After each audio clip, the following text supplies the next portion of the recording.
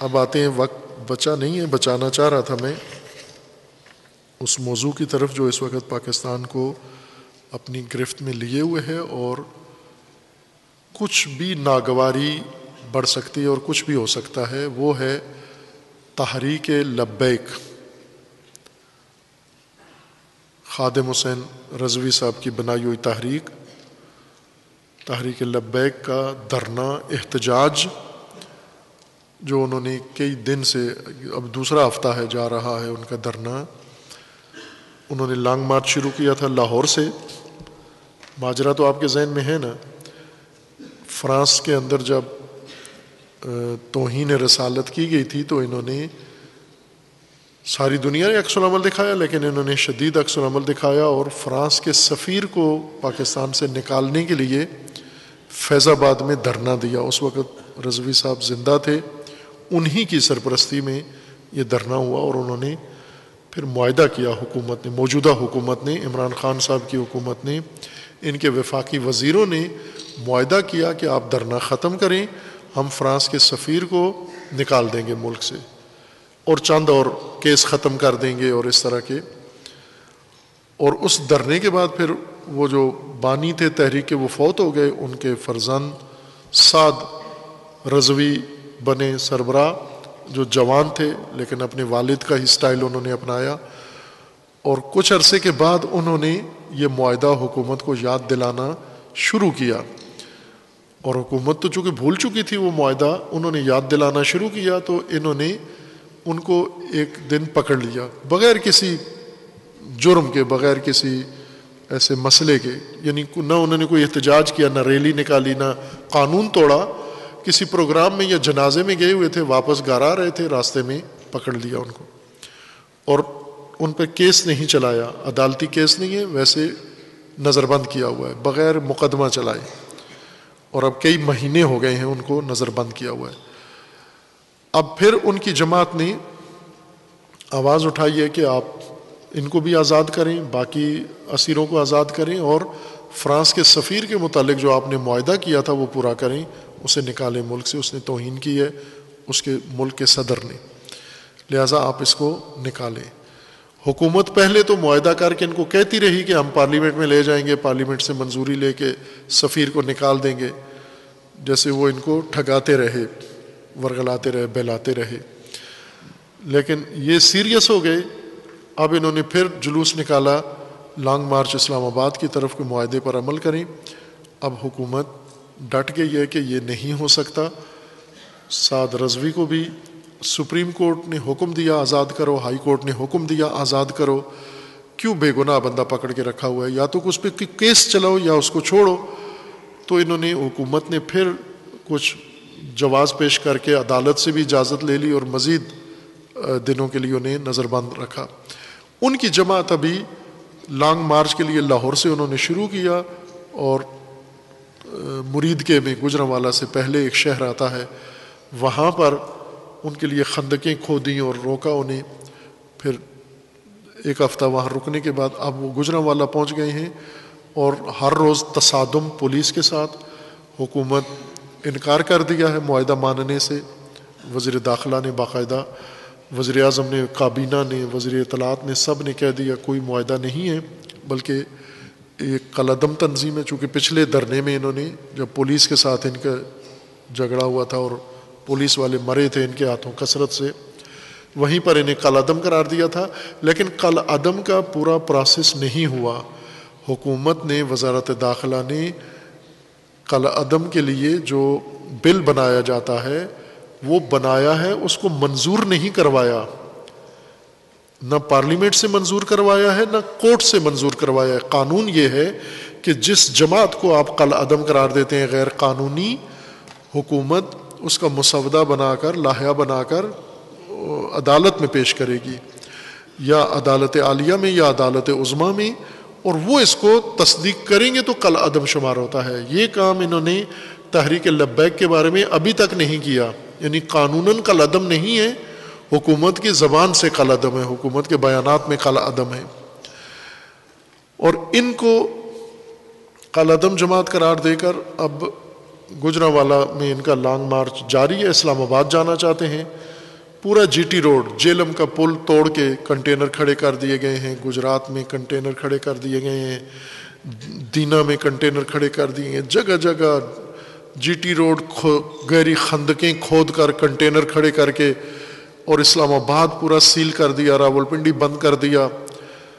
ایک کالعدم جماعت کے دھرنے کے مقابلے میں حکومت کی یہ کیفیت بن گئی ہے۔ سارا جی ٹی روڈ خندقیں کھود کے ان کو روک رہے ہیں، کنٹینر کھڑے کر رہے ہیں، اور پل اڑا رہے ہیں اور دیواریں توڑ رہے ہیں، اور اسلام آباد کو بھی خندقیں کھود کے بند کر رہے ہیں۔ اس طرح سے ساتھ کہہ بھی رہے ہیں کہ اگر یہ آئیں گے تو دہشت گرد سمجھ کر اور ان کو عسکریت پسند جماعت کا درجہ دے کر انہیں ہم سرکوب کریں گے۔ یہ عزائم حکومت ظاہر کر رہی ہے۔ اب اس وقت ملک کے اندر ایک بہت ہی سنسنی پھیلی ہوئی ہے اس حوالے سے، وہ پیچھے ہٹنے کے لیے تیار نہیں ہیں تحریک لبیک والے۔ انہوں نے کہا کہ آپ نے معاہدہ کیا ہے، معاہدے پر عمل کریں۔ حکومت یہ کہہ رہی ہے، وزیر داخلہ، کہ یہ جن وزیروں نے معاہدہ کیا تھا یہ ان کا ذاتی معاملہ ہے، حکومت کا معاملہ نہیں ہے۔ وزیر اعظم نے بھی انکار کر دیا ہے۔ اصل مسئلہ یہ ہے، یہاں توجہ کی ضرورت ہے کہ اس وقت حکومت کمزور ترین، یہ حکومت بہت مضبوط حکومت تھی، ناکام حکومت اتنی مضبوط یہ دنیا میں کہیں مثال نہیں ملتی۔ 3 سال اتنی مضبوط حکومت تھی، اقتدار کے لحاظ سے، اختیارات کے لحاظ سے، لیکن اقدامات کے لحاظ سے بالکل فیل، ہر کام میں فیل۔ اس وقت مہنگائی اپنے عروج پر پہنچ چکی ہے، یعنی نہیں کہ وہ آسمان پہ ہے، آسمان سے اوپر چلی گئی ہے مہنگائی۔ ڈالر کہاں جا پہنچا ہے، روپے کی قیمت گر گئی ہے، اشیاء کی قیمتیں بڑھ گئی ہیں، پٹرول کی قیمتیں بڑھ گئی ہیں۔ انہوں نے ایک دن میں پٹرول 15 روپے مہنگا کیا پر لیٹر، اور آئی ایم ایف نے ان کو کہا ہے کہ یہ تو پچھلے معاہدے میں شرط تھی، جتنا مہنگا کرنا تھا وہ آپ نے کیا ہے، اب جو اگلا قرضہ لینے آئے ہو وہ ابھی کرنا ہے تمہیں، لہٰذا کہہ رہے ہیں کہ 1 نومبر کو اور پٹرول مہنگا ہو جائے گا۔ اور یہ مہنگائی ان کے لیے درد سر ہے۔ اس میں حکومت کو ایک سہارا اپوزیشن نے دیا ہوا ہے کہ اپوزیشن جہاں پہلے حکومت کے خلاف تحریک چلاتے رہے، جتنی انہوں نے تحریک چلائی حکومت مضبوط ہوئی، اور اب مہنگائی کے خلاف اپوزیشن نے تحریک چلائی ہوئی ہے، اور تنہا امید حکومت کی یہی اپوزیشن ہے۔ یہ حکومت بچا سکتے ہیں یہ پیپلز پارٹی اور مسلم لیگ اور مولانا اور سارے مل کے، ورنہ اور کوئی حکومت کو بھی راستہ نظر نہیں آ رہا کہ اگر یہ اپوزیشن مہنگائی کے خلاف اٹھتی ہے تو پھر عوام گھر بیٹھ جائیں گے، عوام اپوزیشن کے ساتھ نہیں آئیں گے، لیکن اگر یہ اپوزیشن چھوڑ دے بولنا تو عوام اٹھ کھڑے ہوں گے۔ اس وقت جو صورتحال مہنگائی کی جہاں پہنچ گئی ہے، لوگوں کے لیے ناممکن ہے یہ مہنگائی برداشت کرنا۔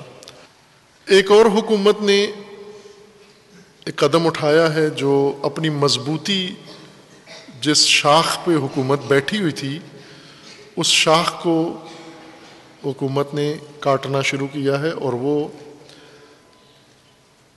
فوج کے سپہ سالار اعلیٰ نے فوج میں معمول کے مطابق ترقیاں دی ہیں، رد و بدل کیا ہے۔ فوج کے اپنے شیڈول کے مطابق ہوتا ہے یہ کام کہ کتنی عرصہ کس پوسٹ پہ کون آدمی رہ سکتا ہے، اور اس ترتیب کے ساتھ وہ کرتے ہیں سالانہ تبدیلیاں۔ اس تبدیلی کی زد میں آئی ایس آئی کے سربراہ موجودہ جو ہیں جنرل فیض حمید، فوج کے سپہ سالار اعلیٰ نے انہیں پشاور کا کور کمانڈر بنا دیا آئی ایس آئی سے ہٹا کر، اور ایک نئے جوان ظاہراً جرنیل کو انہوں نے آئی ایس آئی کا سربراہ بنایا۔ لیکن آئی ایس آئی کے سربراہ کے لیے حکومت کی منظوری ضروری ہوتی ہے، اس لیے وزیر اعظم کا نوٹیفیکیشن ضروری تھا۔ فوج نے اعلان کر دیا ان کا، وزیر اعظم نے نوٹیفیکیشن پر سائن کرنے سے انکار کر دیا۔ یہاں خود حکومت کے لیے ایک بڑا مسئلہ یہاں بن گیا کہ فوج نے آ کر بات کی ان سے کہ بھئی کیوں آپ نے یہ تبدیلی روکی کیوں ہے؟ چونکہ جب پچھلے فیض حمید صاحب کو جب سربراہ بنایا گیا تھا تو اسی طرح بنایا گیا تھا جس طرح ابھی ہوا ہے، یعنی فوج کا سربراہ تبدیلی، چونکہ فوج ہے ان کا کنٹرول ہے، سربراہ وہ ہیں، ان کے حکم سے یہ سربراہ بن گئے، اور سربراہ کی فائل وزیر اعظم کے دفتر آتی ہے، وہ سائن کر دیتے ہیں. لیکن کبھی بھی وزیر اعظم کے دفتر سے فوج کے سربراہ کے فیصلے کو چیلنج نہیں کیا گیا، روکا نہیں گیا، یہ نہیں ہوا. انہوں نے کر دیا، روک دیا. فوج نے کوشش کی سمجھنے کی کہ کیوں روکا آپ نے. وجہ ہوتی ہے نا کہ مثلا نیا سربراہ اہل نہیں ہے، لائق نہیں ہے، یا اس کے اندر یہ مشکل ہے. فوج کے اندر ایک بڑا منظم سسٹم ہے، یعنی اعلیٰ ترقی، جب ایک افسر ترقی پاتا ہے تو اس کی پوری سروس کے دوران اس کی ایک فائل ساتھ ساتھ چلتی رہتی ہے اس کے مختلف حوالوں سے. یہ فائل کے مطابق یہ سربراہ فوج میں موجودہ رینکس میں سب سے قابل سمجھا گیا. جو موجودہ انجم صاحب ہیں، ندیم انجم لیفٹیننٹ جنرل ہیں، انہیں سربراہ افواج نے سب سے لائق افسر پا کر انہیں اس پوسٹ پر نامزد کیا. وزیر اعظم نے انکار کیا کہ میں سائن نہیں کرتا. اب سوال یہ تھا کہ کیوں، کیا وجہ ہے؟ مثلا نالائق ہے، ناتجربہ کار ہے، وجہ کیا ہے؟ وہ وجہ نہیں بتا سکے. یہاں پر پھر لوگوں نے اندازہ لگایا، گیس لگایا. وہ یہ ہے کہ وزیر اعظم کچھ ایسے چیزوں پر بھی اعتقاد ایمان رکھتے ہیں، مانوی روحانی چیزوں پر، کہ جو اس طرف سے پوچھتے ہیں، پیروں سے، فقیروں سے، یا گھر میں جو ان کے سلسلہ ہے روحانیت کا، وہاں سے وہ تائید لیتے ہیں تو پھر یہ فیصلے کرتے ہیں سیاسی. یہ چیز اس کو تقویت ملی اور پھیلی، اور یہ بھی ایک حکومت کے لیے بہت بڑا مسئلہ بن گیا ہے. اور سیاسی اپوزیشن نے اس مسئلے کو بڑھا چڑھا کر پیش کیا ہے، غیر ملکی میڈیا نے بھی اس کو پیش کیا ہے کہ اتنی اہم تعیناتی کو کیوں روکا گیا. تو آیا ملک روحانی سلسلوں سے چل سکتا ہے؟ اس میں لوگوں نے تو کہا جنات سے، جادو ٹونا فلاں اس طرح سے ہوتا ہے. تو باہر کیف انہوں نے کر دیا سائن. ابھی 20 نومبر تک موجودہ سربراہ ISI کے رہیں گے. 20 نومبر کو نئے سربراہ عہدہ سنبھال لیں گے. فوراً ابھی بھی نہیں کیا. یہ ایک چیز باعث بنی ہے کہ حکومت اور تھوڑی مشکل کا شکار ہوئی ہے، مہنگائی کی وجہ سے ہوئی ہے. اسی طرح کچھ عالمی حالات باعث بنے ہیں حکومت پریشانی کا ہوئی ہے. ایسے میں لبیک کا جو معاملہ شروع ہوا ہے، حکومت کے لہجے میں سختی کیوں آئی ہے؟ پہلے معاہدہ کیا. پہلی دفعہ جب فیض آباد میں خادم رضوی صاحب نے معاہدہ کیا تھا تو باقاعدہ یہی جو سربراہ ہیں ابھی ISI کے، انہوں نے ہی آ کر دھرنے والوں کو کرایہ دیا واپسی کا، اور انہی کی وساطت سے اٹھ کے گئے. دھرنا ختم ہوا، پہلا دھرنا. دوسرا دھرنا معاہدے پہ ہو گیا. دوسرے دھرنے میں معاہدہ ہو گیا کہ ہم فرانسیسی سفیر کو نکالیں گے. تیسرا دھرنا ابھی جنگ پہ ختم ہو رہا ہے. کیوں؟ اس لیے کہ حکومت وہی جو روحانی سلسلے ہیں ظاہراً انہی کی وجہ سے کوئی اشارے ایسے ہیں کہ یہ جلوس اگر اسلام آباد پہنچ گیا، کوئی روحانی دنیا نے یہ ظاہراً تاثر دے دیا ہے کہ یہ جلوس لبیک والا اگر اسلام آباد پہنچ گیا حکومت ختم ہو جائے گی. اب آپ توجہ کریں گے، یہ PTI پاکستان تحریک انصاف نے پاکستان کی تاریخ کا طولانی ترین دھرنا اسلام آباد کے اندر دیا، کئی مہینوں کا دھرنا، اور اس حکومت نے ان کو برداشت کیا. ان کے ساتھ عوامی تحریک والوں نے، منہاج القرآن والی تحریک، انہوں نے دھرنا دیا، کئی مہینوں تک جاری رہا. خوب جب آپ نے دھرنا دیا تو آپ اسلام آباد میں جا کر احتجاج کرے اور اس کو کہا جمہوری حق ہے، یہ حق آپ کو دیا گیا. آپ کی حکومت میں کسی کو حق نہیں ہے نہ جلوس نکالنے کا، نہ دھرنا دینے کا. یہ خود حکومت کے اوپر ایک بڑا سوال اٹھ گیا ہے. میڈیا حکومت کے عموماً خلاف ہو گیا ہے. بالعموم میڈیا کے ساتھ جو انہوں نے رویہ اختیار کیا، میڈیا عموماً جو ان کے اچھے قریبی میڈیا والے دوست تھے وہ بھی اب ان کے خلاف ہو گئے ہیں. یہ مجموعی عوامل ہیں جس وجہ سے حکومت کے انداز تیور بدل گئے ہیں. یعنی انہیں یہ لگتا ہے دھرنا ہوا تو حکومت ختم، اگر حکومت بچانی ہے تو دھرنا ختم کریں. یہ ٹھنی ہوئی ہے ان میں.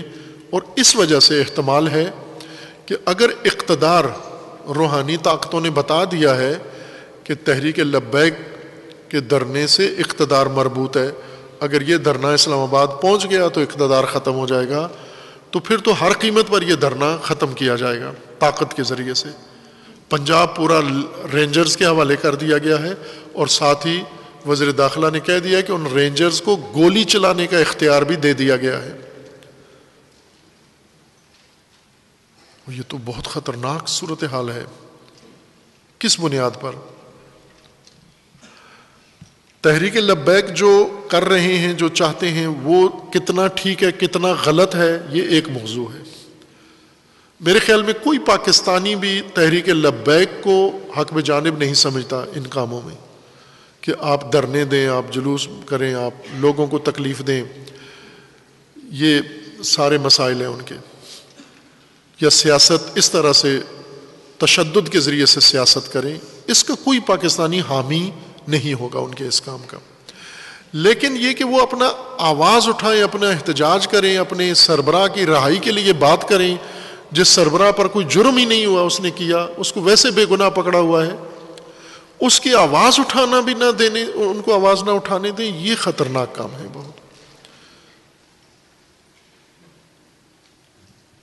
اور یہ تشدد جس کے تیور بتا رہے ہیں کہ ہم یہ کریں گے، بعض تو کہہ رہے ہیں کہ کر چکے ہیں، یعنی یہ شروع ہے یہ مارا ماری، لیکن چونکہ میڈیا پہ خبریں نہیں آ رہی، پابندی لگ گئی ہے کہ لبیک کے دھرنے اور جلوس کے بارے میں کوئی خبر میڈیا میں نہیں آئے، میڈیا میں نہیں آ رہی، غیر مصدقہ خبروں میں ہے کہ کچھ نقصان جانی ہو رہا ہے دونوں طرف سے، لیکن جو رسماً بیان وزیر داخلہ کا آ چکا ہے، وزیر اطلاعات کا، کہ یہ عسکری جماعت ہے، عسکریت پسند ہے، یعنی دہشت گرد ہے، اور ہم رینجرز اور فوج کے ذریعے سے اس کو روکیں گے، یہ خطرناک عزائم ہیں، یہ ناجائز کام ہے۔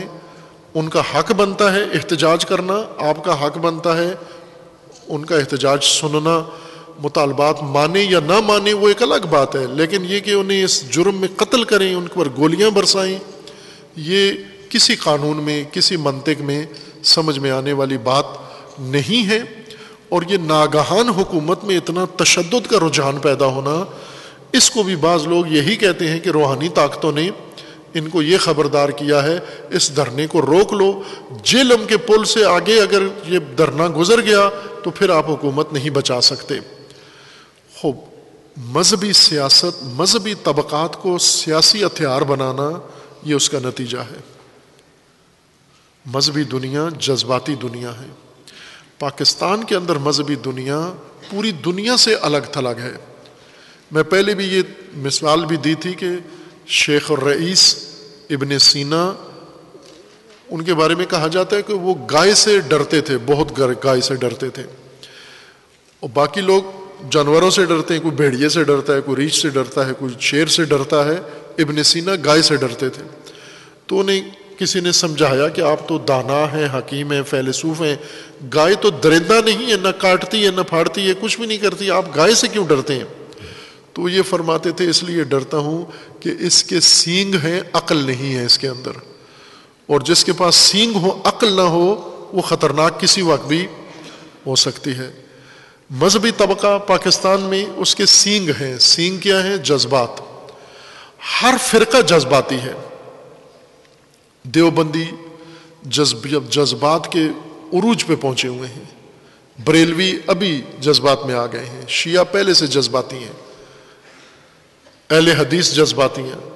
پاکستان ہے ہی جذبات کی بنیاد پر ہے، جذبات کے کھیت میں یہ سب کچھ اگا ہوا ہے، اور جذباتی دنیا کو آپ سیاسی مقاصد کے لیے ان کے جذبات کو استعمال کرو گے، ایک دن یہ جذبات تمہارے گلے پڑیں گے۔ جب آپ کو ضرورت ہو مخالفین کے خلاف آپ ان کو استعمال کر لو، تو یہ پھر بیٹھتے تو نہیں ہیں۔ جذباتی طبقے کو ایک دفعہ موقع دے دو، مثلا کوئی مذہبی طبقہ اگر ایک دفعہ سڑک پہ نکلتا ہے اور اس کی بات مان لی جاتی ہے تو وہ ہتھیار سارے مذہبی گروپوں کو مل جاتا ہے کہ اس حکومت سے بات منوانے کا یہی طریقہ ہے۔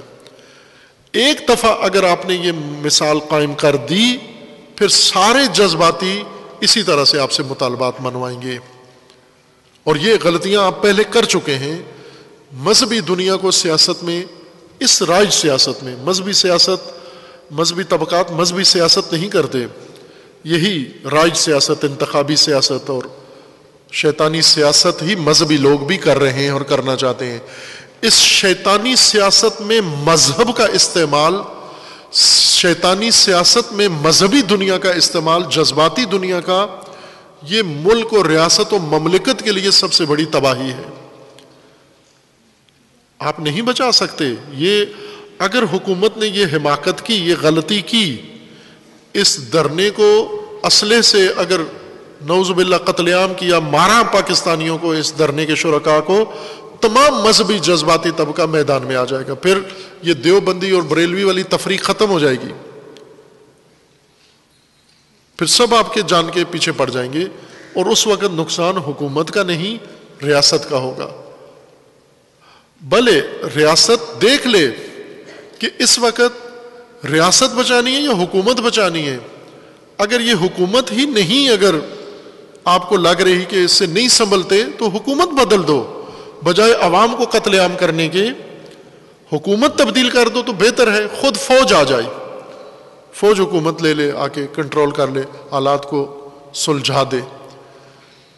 حکومت سے اگر نہیں ہوتا، لیکن یہ جو تیور بن رہے ہیں کہ گولیاں برسائیں گے، رینجرز آ جائیں گے، حملے کر دیں گے، لاشیں گرا دیں گے، زندہ واپس نہیں لوٹیں گے، یہ ناقابل قبول ہے کسی کے لیے بھی، کسی بھی شہری کے لیے، پاکستانی کے لیے، خیر مسلم بھی ہوتا اس کے لیے بھی یہ ناقابل قبول ہے، یہ انداز جو اپنایا جا رہا ہے۔ بہرکیف اس معاملے میں فوراً مقتدر اداروں کو بیچ میں آ کر جلدی کوئی فیصلہ کرنا چاہیے۔ جو اقتدار بچانا چاہتے ہیں وہ اندھے ہو جاتے ہیں، اقتدار بچانے کے لیے ان کی جانوں کی کوئی قیمت نہیں رہتی، وہ مچھر مکھی کی طرح کاٹتے ہیں، مارتے ہیں لوگوں کو۔ یہ کام نہ ہونے دیں۔ اس مذہبی جذباتی طبقے کو کنٹرول کرنے کے لیے بھی کوشش کریں کہ یہ بھی مذہب سے فائدہ اٹھا کے اپنی حد سے باہر نہ جائے، اور حکومت کو بھی اپنا اقتدار بچانے کے لیے عوام کے قتل عام کی اجازت نہیں ہونی چاہیے۔ اگر یہ جنگ شروع ہو گئی پاکستان میں، پھر تباہی ہے، پھر کوئی بھی نہیں بچا سکتا۔ ہماری دعا ہے اللہ تعالیٰ اس بحران میں بھی پاکستان کو محفوظ رکھے انشاءاللہ، اور دونوں طرف حکومت یا دھرنا دینے والے، ان کے اندر اللہ تعالیٰ جلدی ہی کوئی رائے حل کی سبیل پیدا کرے انشاءاللہ، اور جو باقی افراد ہیں مختلف مذہبی اور غیر مذہبی سیاسی، وہ بیچ میں پڑیں، وساطت کریں، اور اس بحران کا کوئی مناسب راہ حل نکالیں۔ اور یہ جو کچھ لگ رہا ہے یا بیانات آ رہے ہیں، اس تباہی سے ہماری دعا ہے کہ اللہ تعالیٰ عوام کو بچائے، مسلمانوں کو بچائے، امت کو بچائے، اور خداوند مملکت کو اور پاکستان کو بچائے انشاءاللہ۔ وصلی اللہ علی محمد وآلہ الطیبین الطاہرین۔